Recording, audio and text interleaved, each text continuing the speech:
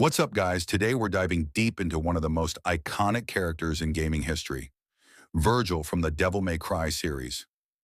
Now, everyone knows Dante gets a lot of love, but honestly, Vergil might just be the most terrifying force in the franchise. He's fast, calculated, and ridiculously powerful. So in this video, we're breaking down 8 things that make Vergil so strong and why he's in a league of his own. Let's get into it. The first on the list is his demonic heritage. First up, Vergil's strength starts with his bloodline. He's the son of Sparta, one of the most legendary demons in the Devil May Cry universe, and Eva, a human. This makes him a hybrid, half demon, half human. That alone gives him insane potential. The human side gives him adaptability and willpower, while the demon side grants him raw strength, regeneration, and supernatural abilities. It's like getting the best of both worlds. Unlike normal demons, Vergil isn't limited by demonic instincts. He can stay focused, strategic, and calm, making him even more dangerous. The second is Yamato, his legendary katana. You can't talk about Vergil without talking about his sword, Yamato. This isn't just some fancy blade. It's a weapon forged by Sparta himself and infused with immense power. Yamato can cut through dimensions, meaning Vergil can literally slice open space itself.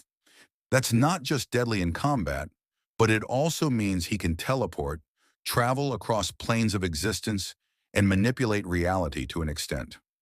Compared to Dante's Rebellion or even Nero's Red Queen, Yamato feels like a scalpel while the others are broadswords, precise, deadly, and terrifying in the right hands. And Vergil's hands are the best possible ones. Third thing on the list is superhuman speed and precision.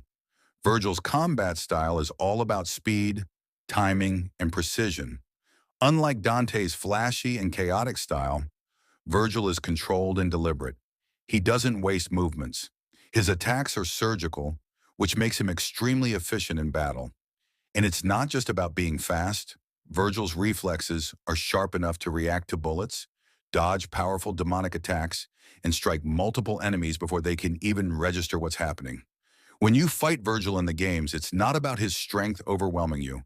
It's about the fact that he's always 3 moves ahead. Number 5, Devil Trigger and Sin. Devil Trigger. Vergil's Devil Trigger is another game changer. When he activates it, his strength, speed, and durability skyrocket. He gains access to new abilities, demonic regeneration, and powerful attacks.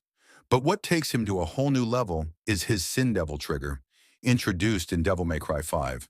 This form pushes his power beyond what we thought was even possible for a demon hybrid.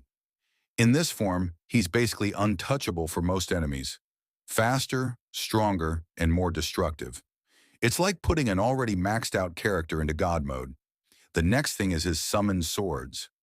One of Vergil's signature abilities is his Summoned Swords. With just a flick of his will, he can summon multiple blades of pure energy that attack from a distance, surround his enemies, or even defend him. This gives him both offensive and defensive options, and it keeps opponents constantly on their toes. You can't just run up on Vergil. He'll pelt you with spectral swords before you even get close. And when he combines them with his teleportation and Yamato's precision, it's almost unfair. 6. His mindset and philosophy. This is something people overlook, but Vergil's mentality is a huge part of his strength. While Dante fights for style and fun, Vergil is laser-focused on one goal: power. He believes power is the only way to protect himself from loss and weakness. That mindset makes him ruthless, disciplined, and unshakable in battle. He doesn't fight for glory, he fights with purpose. Every strike he makes has intention behind it. That level of mental discipline gives him an edge even against opponents who might technically match him in raw strength. 7. His mastery of teleportation and spatial control. Another insane ability Vergil has is his teleportation. Thanks to Yamato and his demonic energy, he can appear and disappear instantly in combat.